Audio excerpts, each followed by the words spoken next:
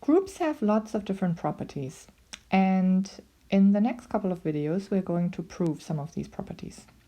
So the first property is the uniqueness of identity, and that's what Theorem 2.1 says. In a group G, there is only one identity element. How are we going to prove that? So the strategy of this proof,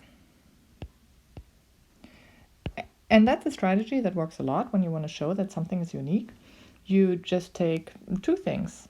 So you kind of assume that it's not unique. We don't really say that, but we're taking two things that are identity elements, and then we show that they have to be equal to each other. So you take two things that are identities,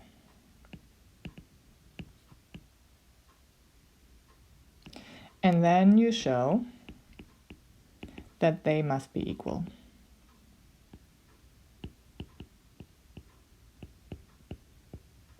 And by taking two things, really all I mean is we are taking two different letters that stand for identity elements. So let's write down our proof. So let E and F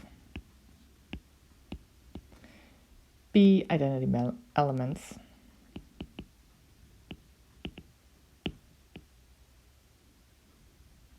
in our group G. Okay, well, if they are identity elements, then they have to behave like identities. And how do identities behave? Well, it has to be true that when you take your identity and multiply by another element in G, you just get that element back. And I say multiply because we are so used to using multiplication when we are seeing two things just situated next to each other, that is often the default that we are using, the default operation that we are using when we're talking about groups in general. But it doesn't mean that this only applies when you have a group under multiplication. So EA is equal to A for all A in G, and the same thing has to be true about F from the other side. AF is equal to A. It's also true that FA is equal to A and AE is equal to A, but I'm not going to use that throughout the rest of the proof. So I just write down these two equations that have to be true for our two identity elements. Okay, so what is going on here is I have these two equations that are true for all elements in G. In particular, they have to be true for E and F themselves. And where are we going with this? If you're looking at on the left here, I have EA equals A. That's true for all A. So if I snuck in an F right there for A, I would get EF is equal to F.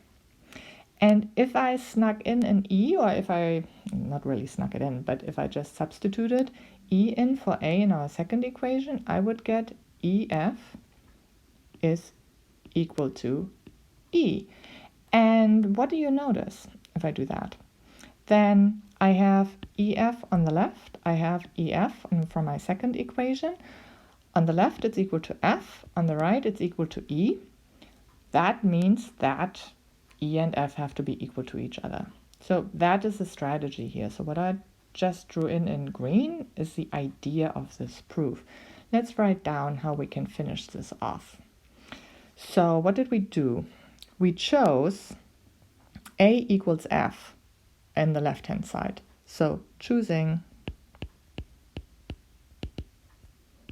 A equals F in equation 1,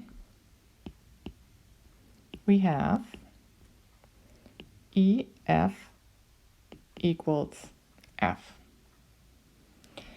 And choosing A equals E in equation 2,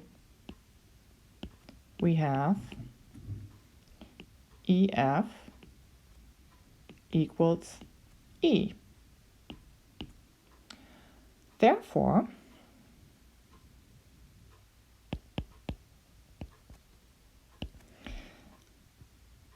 On the one hand side, we have f is equal to EF, and on the other side, we have EF is equal to E, and therefore, F is equal to E.